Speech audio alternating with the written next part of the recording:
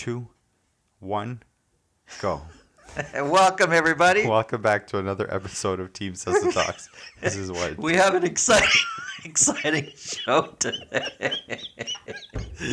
we do have an exciting show today. You gonna roll with that? Yeah, we're gonna go with it, Bob. I'm laughing because it was an inside joke. We've shot this introduction like 10 times already. And this is the one we're going with. I don't know why, but this is the one we're going with. So thank you guys all for joining us again on another episode of Team Sessa Talks. I am Daniel. This is my dad, Santo. All kidding aside, we have an exciting show today. Okay, Dad. Okay. We're both full-time realtors. We make up a part of Team Sessa, and today we wanted to talk about first-time home buyers. Exactly. Not your typical podcast or shows that you see out there, first-time home buyers. Like, we're going to get into all sorts of aspects that very few people actually talk about when it comes to first-time home buy. And it's one of the parts of our business that that's actually been a lot more prevalent this year. I think we've dealt with a lot more first-time home buyers this year than we have in most other years. But quite a bit. Well, the first-time home buyer market is a huge part of the buying market. Yeah, so we're going to get into all that. So let's talk about it, Dad. So first-time home buyer, I imagine getting into the market right now as a first-time home buyer is probably one of the most stressful things you can probably do. Well, for sure. You're hearing all the headlines out there. You're seeing all the headlines. You're hearing them in the news about how prices are out of control. Who could get into the market? Who could buy? And let me just tell you that those headlines and those topics have been around since the beginning of real estate. Yeah, so it's not something new. It's been like that for years. Exactly. Right? Exactly. But the actual one of the main things is that buying your first home should be fun.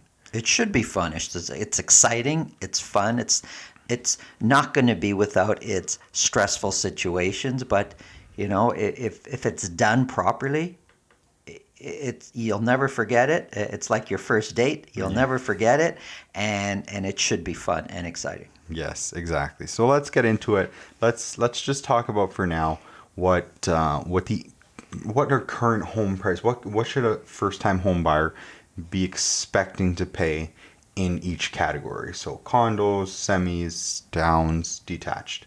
Okay, well, let me just real quick kind of give a quick few seconds overview of where the market is right now. Now, this is very general. If somebody wants to go into detail, we've got all sorts of other videos that we produce weekly on really breaking down the market. However, and the different sections. And the different sections in the different areas. However, right now, if you're looking to buy a detached in the city of Toronto, the average sold price across the city of Toronto is about $1.8 million. Yeah, I know some of you fell off your chairs right now when I said that. If you're hearing this for the first time, that's not what a first-time home buyer is buying, but average detached across the city of Toronto, $1.8 million.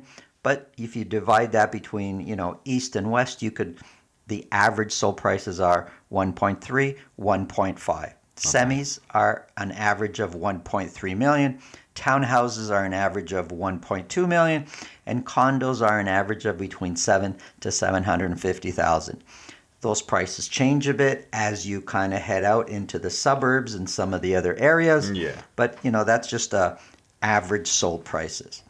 And what's really important to understand as far as where the general market is right now is something called months of inventory. Prices are really governed by the balance of supply and demand. And right now, demand is way higher than supply. And the way we monitor with that is something called months of inventory. And months of inventory right now is sitting at 1 or below in most areas, most home types. And those are numbers we haven't seen. And it's extremely low. You only see those in extreme sellers markets. It's an extreme sellers market right now, meaning that the characteristics of an extreme sellers market is that prices are trending upwards. Trending upwards. Sorry, thank you for correcting me, young man. Always. Trending upwards, and there's going to be competition, and there's basically way more buyers than there are properties available for sale. Yeah. So those are the average prices of all sales recently done up until basically last week. So, But your question was, what can a first-time home buyer expect to be spending? Right? Yeah. Okay. So what you'd want to spend and what you expect to spend are two different things. I mean, it'd be nice that you could buy something for 200, 250,000. There's parts in Canada where you can do that, not in the GTA. yeah. So the entry-level price points in the GTA are going to be somewhere between 400, 450 for a very small type of condo, bachelor condo, up to say $1 million would be an entry-level price point. So let's just say between 450 to $1 million is really where first-time home buyers are looking to enter the market. Yeah. That's the price point, and that's based on our market, not based on what you want, right? Yeah. So we actually have a chart that really breaks down. It gives you a good idea of where the market is and what your chances are of actually getting into the market. Because you think of the detached market, and you think for first-time home buyers, okay, that's just not accessible. Well, right? I just said the average detached is $1.8 million.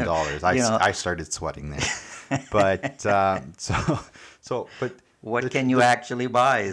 Are there properties available? the truth is that there are detached homes that are selling for under $1 million, correct? There are. And so this chart really breaks it down. I'll put it up on the screen for you guys so you can see it full screen. But why don't you run us through that chart a bit? Some of the numbers real people quick. Can understand. So here we have, now these are actual sales done for the month of October. So very recent. Yeah. And this is actual sales, not list price. List price is kind of a wish. Yeah. But these are actually sold properties. So if we look at the freehold section and we look at, say, under $1 million, in the city of Toronto, there were 238 freehold properties sold under $1 million for 238? 238. Let me just put my glasses on, make sure I'm reading that right. Yep, there it is. 238 freehold properties sold in the city of Toronto under $1 million. Now, the majority of those are split between east and west. Central, there was only 22, but Central is the most expensive part of Toronto. But between east and west, there's over 100 in each section. But under 800,000, there were 22 properties sold. These are detached. These are freehold. Oh, okay. Detached, under $1 million, there was 98. Okay. Semis under $1 million, there was 100. And towns $1 million or under was 39. But under 800,000 freehold properties, there were 22. Under 800,000. Under 800,000. Wow. In York Region, under $1 million, 156. Under 800,000, there were 38. Peel, lots. Under $1 million, 327 freehold properties. Under 800,000, 28. And Durham, and this is between Ajax, Pickering, Whitby, and Oshawa, 510 properties sold under $1 million. Wow. Under 800,000, 184 properties were sold. Well, that's freehold. Yeah. So okay. So condos, real quick. If you're looking to buy a condo in the city of Toronto, under 800,000, almost 1,600 were sold. Under 600,000, 683 were sold. And this was just in 1 month. Just in 1 month in October. So, if you're looking to buy as a first-time home buyer between, say, $500 and $1 million, whether it's freehold, whether it's condo, I'm not going to say it doesn't come without its challenges. However, there's lots of first-time home buyers that bought in those price ranges just last month. So that's the thing. I think one of the big takeaways from this chart is, you see the average prices of 1.8 million. You see the average price for a semi at 1.3 million. You see the average price of even a condo at 750,000.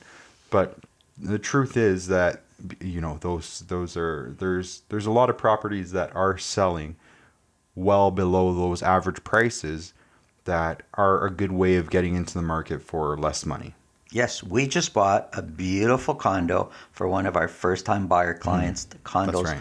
almost 700 square feet, one bedroom plus a den. The den is big enough to be its own separate room, an office if they want, for less than 600, for well less, just over 500,000. Yeah, and so these opportunities do exist.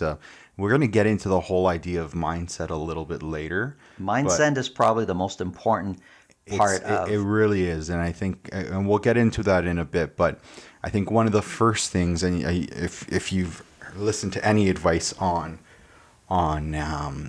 first time home buying, one of the biggest things that people need is to get pre-approved for a mortgage.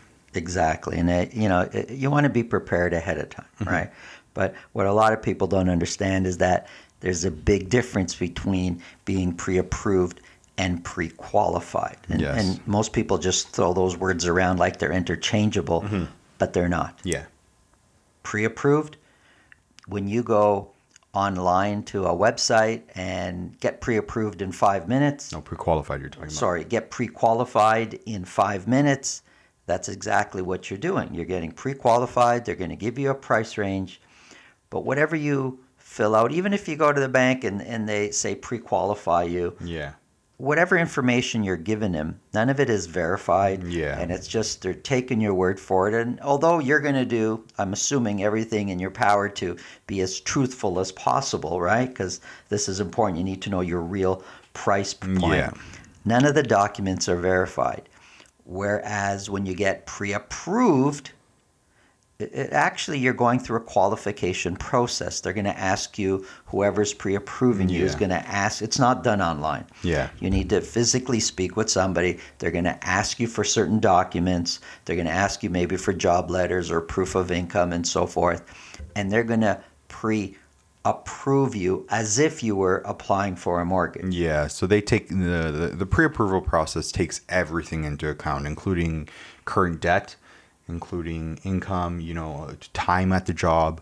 Like all that stuff is done within the pre-approval process, not so much done in the pre-qualification process. Exactly. And so the pre-qualification process is more of just getting your foot in the door to kind of understand, but it's very different from a pre-approval. Pre-approval, if I'm not mistaken, is like, this is what you're approved for, this is the rate you're going to be approved for, and as long as nothing else changes, you don't go out and buy a Ferrari before your house closes, then you should be good, right? Exactly. It's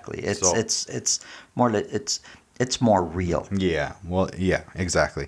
And so that, let's get that out of the way, because I think that's one of the most important things that people need to understand, because that gives you the actual dollar figure of, hey, I can go out and afford this exact amount. There's nothing worse than finding the right property. You love it. You, your partner, your husband, your wife, you're excited. Family, everyone. Everybody, parents, everyone's jumping for joy. You put an offer. And then the bank says, no, you can't buy this. And you say, but we were pre-qualified. Yeah. Pre-qualified literally means nothing. It's more of a marketing tool to get your foot in the door for those companies that offer that. But pre-approval, you can bank on whatever they're telling you in most cases. Yeah, exactly. And so, again, we're going to get to the whole mindset thing, and that's probably, you should stick around for that, because that's the most important part when if you're looking to buy a home for the first time.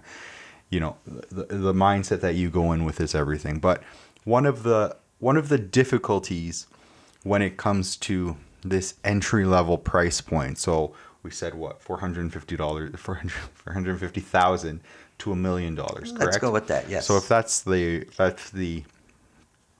range, one of the biggest difficulties that comes with being in that range is the level of competition, right? Yes, and it's not just other first-time home buyers. Yeah.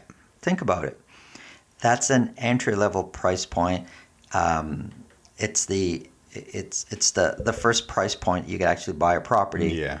So investors, people that want a second and third and fourth home, that's what they're buying too. Yeah, they're They not wanna- buying $2 million homes to rent out, right? No, they're looking to buy they just want to have a second home to rent out. Yeah, And that's the entry level position. So they're looking to buy that. yeah, If you're looking to buy an entry level freehold property, well, condo owners are Yeah. selling their condos, looking for a little bit of space, especially with everything going on Yeah. with our health crisis right now. Mm-hmm.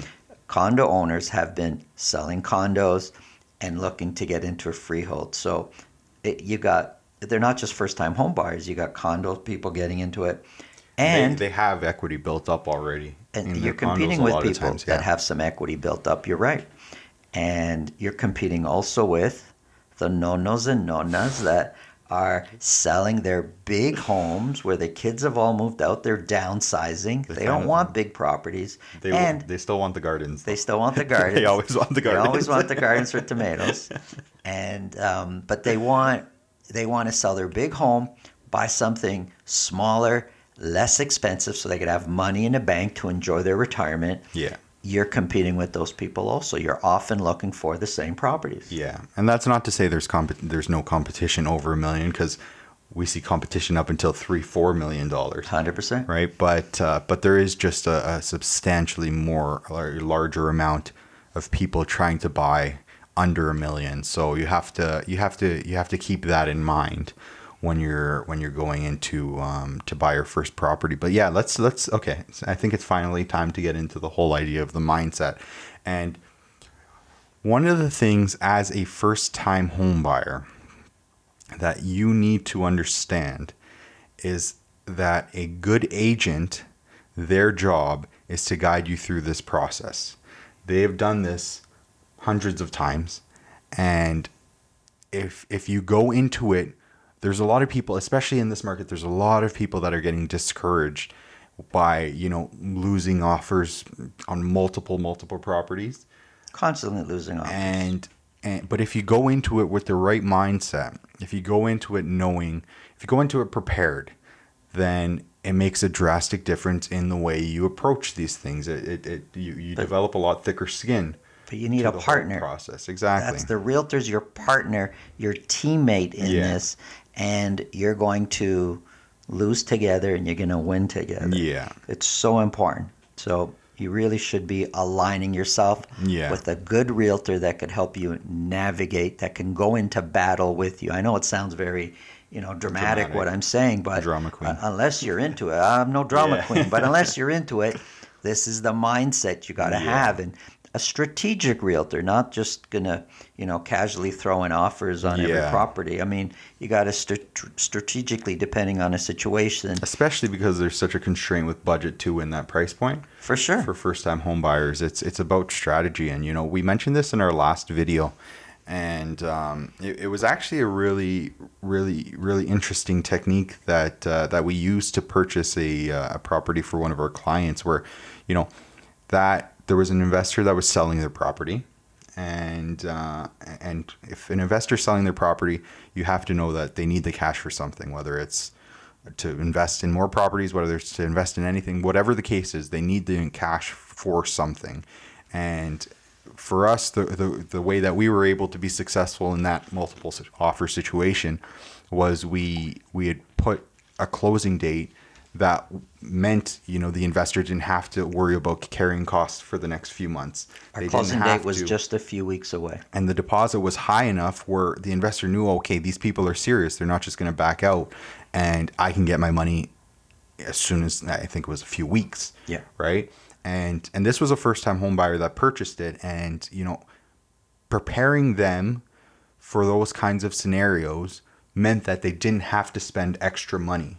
They didn't have to put in, a higher offer. We can compete on things that are not always priced. A lot of times it will be priced, but, in this particular situation, we competed without having to go in at, a stupid number to try and get the property. We were able to get it at a fair price, and we were able to do that because we knew what the seller wanted. And that's something that comes with experience. It's not, a lot of times it's, people will just put in offers just because the client wants them to put in an offer, and then they lose, and, you get discouraged. But having a strategy as to how you can purchase a property, it's so important. It is so important. And it's not a one strategy fits all. Yeah. It changes on the changes situation. every transaction. And your realtor is the front liner here. Yeah. That will, do the research behind the scenes, that will have the relationship or develop the relationship with the selling agent on the other side, and depending on which words are used and conversations that are had, will figure out how to maneuver to give you a better chance. Now, you don't win in every time, but you have a better chance winning with a strategy than not. Yeah. And so there's a few things you can expect right now that you don't always have to expect. If this was a buyer's market, you probably wouldn't have to expect these things, but there's a few things that you have to be prepared with now in order to compete in this market. Well, to be successful, you need the right mindset. That's what we're going to talk about now. It's really to me, probably the most important quality you could have in being a successful first-time home buyer. Yeah. Because right up until now, you're a successful first-time looker. But you want to be a first-time buyer. That's funny. You need to develop the right mindset. Yes. So here's what you can expect in this, trying to buy your first property in this particular market. So one thing's for sure is you are going to be competing. For sure. Without question. You should be surprised if you're not competing. Yeah. And so you're going to be competing in multiple offers. That's just a given right now in that particular price range. You're going to be competing, and that's okay. It's okay to have to compete. But you have to know that, you're not going to, there's a chance it could take a month, it could take 2 months, it could take 3 months, it could take 10 months, right? But you're going to be competing in multiple offers, whatever it takes to get the right property for you. Next thing to expect is that there's got to be no conditions. Expect to put in an offer with no conditions. There's got to be no conditions. And there's things you can do to protect yourself. So why don't you go into that, actually? Well, actually, before I say that, if we come up with conditions because you're first-time home buyer and your, say, mortgage person will say, oh, make sure you have a finance condition. Yeah. Well, that's a bit of a disconnect. Yeah. And I'm often speaking to the mortgage people that my clients are dealing with and say, you told them to have a financing condition, but we just can't compete. So that's not reality today. You need to be prepared ahead of time. Excuse me. You need to be prepared ahead of time. And we talked about being pre-approved. That's so important. And you need to be confident that when the right opportunity presents itself, you're able to buy it and you're going to be able to get the funding for it. Yeah. But there's also home inspection conditions. The opportunity just is often not going to be there. I'm not saying don't do a home inspection, but it probably is not going to be in the offer. You should know this. So looking at a property early on when it comes on the market, and if you like it, doing the inspection before you actually put in an offer could be a strategy. Yeah. But you need to be prepared ahead of time so you're comfortable with this. Yes. And that's and there's ways of getting around certain things if you want to put in, there's certain clauses that we put in for our clients to try and give them as much protection as possible without putting, let's say a home inspection condition. And gives us more peace of mind, gives the client peace of mind, and provides a little bit of security if something were to happen. But so the next thing is that the list price is meaningless. It sounds crazy, the list I know. price means absolutely nothing anymore. And how many times I have to say it because it keeps bothering me. If you're an agent watching this, please stop advertising sold over asking. Please, No I kidding. beg you, please stop advertising sold over asking. It's gotten to the point where I think everyone knows that if a property's selling, it's going to be selling over asking. Well, the list price is $200,000 below market value. right? It's No just, kidding. please stop. Please stop. I see it and it just drives me crazy because yes, of course, everything's going to be sold over asking It right drives now. everybody crazy. I'm It glad. drives everybody I crazy. had to put it out there. I had to put it out there. But This yes, is where. going back to it, the list price is absolutely meaningless right now. How If many emails do we get from our clients? Wow, this is in our price range. It looks awesome. Let's go see it. Well, here's where having a good agent in your corner will make a difference because the good agent will look at this and will research the building if it's a condo or the neighborhood Yeah. if it's not, if it's a different type of property and kind of do a home value estimate and Yeah. decide what's this actually expected to sell for. And if it's going to sell, like you never know to the penny, but Yeah. within reason, you kind of have a pretty good idea where it should sell for minimum. Yeah. Is that within the price range or not? Because the worst thing is going to see a property that's listed in your price range. Yeah. You love it. Of course, you love it because it's actually priced 200,000 or 300,000 lower. It's in a different price bracket, Yeah. and of course you're gonna love it. But you got no chance. Yeah. And that's just frustrating for everybody. And this is some of the work your agent needs to do up front to say, hey, yeah, let's go see it, or no, this one doesn't make sense. Yes. It's not going to sell, and show you the evidence, like send you the properties that have sold, like Yeah. not just take the agent's word for it, but show you this is why I feel it's going to sell way over. And, Yeah. and it's normally pretty, once you have the evidence and done the research, it makes sense. And it Yeah. saves everybody a ton of aggravation. Yeah, exactly. And so the next mindset tip you need to have, and this is a big one because I think this is a hard one to a hard pill to swallow for a lot of people, especially, your first home, you want it to be perfect, You right? want it to be perfect. You want it Your to- dream It's home. your dream home, right? Well, you're spending close to $1 million, you know. So, but that's the thing, right? It's not going to be perfect, especially if you try to get a detached home. It's not This going is- to be perfect. It's not your dream home.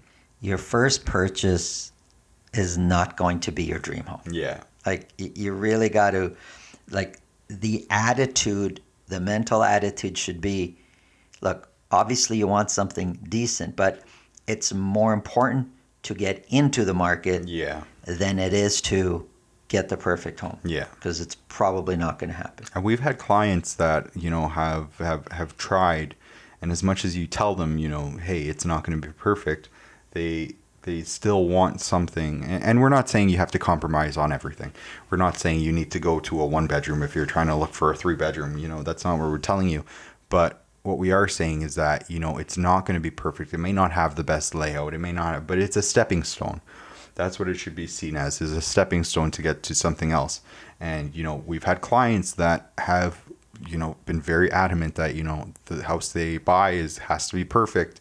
And, years have gone by. And once it finally got to the time that they did want to buy, that house ended up going from $800,000 to $1.2 million.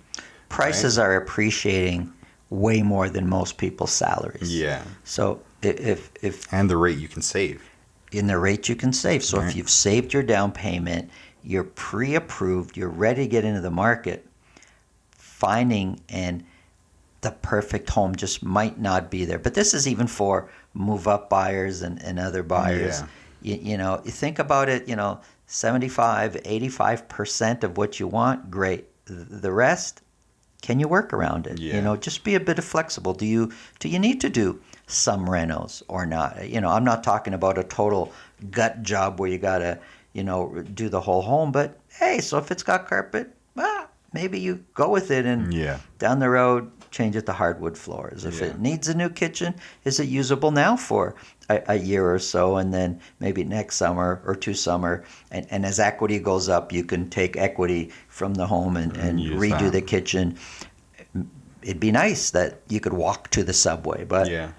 those also cost more. Yeah. So, you got to compromise here and there and really be flexible and open-minded. It's not your dream home. It's a stepping stone. Exactly. So what's the next one, Pa? The next one is somehow a lot of first-time home buyers, because they've been looking for so long online on their own, they tend, a lot of them, to become market experts and geniuses, and they tend to get a lot of influence also from other people in their families and friends that are giving advice, and everybody seems to be an expert at knowing when the bottom of the market is, the right time to buy. Look, the best of realtors can't tell you when to buy. I could tell you, my advice to you would be buy when you're able to buy. But timing the market is a fool's game. Yeah. Time in the market is way more important than timing the market. Yeah. Those people that time the market often find themselves priced out of the market because they waited too long. Yeah. And what was I going to say? I had a point to add to that, but it's okay. Let's go on. What's the last one, Pa? Pick a good realtor. Yeah. I can't stress that enough. This is really the show is really about mindset and getting yourself prepared, but aligning yourself with a good realtor is really what we want to leave you with. Make sure you're aligned with a good realtor. The value that a good realtor will bring to the experience, to the actually being in a successful position to buy, it's invaluable. It's just it's something that a lot of people don't understand because realtors have such a bad name, and for you to look for properties, it's really simple. I mean, there's so many sites out there to look for properties. That's not what you need a realtor for. A realtor's job is not just to look for properties. It's everything else that goes on behind the scenes in the strategy and in competing with some of these other offers. Yeah. So pick a good realtor. That's going to be your partner, and that's those people.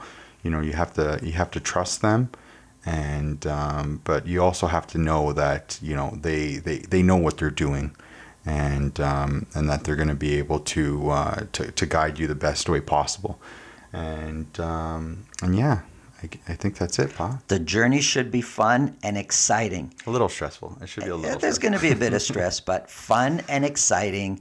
And if it's not fun and exciting, you're doing something wrong. Yeah, exactly. How can people get a hold of us if they have questions? If you'd like to speak to us, if you want to talk to us about anything we talked about here in this video and any other video, there will be a link in the description below to our Calendly, and it's basically our online calendar scheduling system. So you click on the link, it'll take you to a calendar where you will select your date and your time, which works best for you.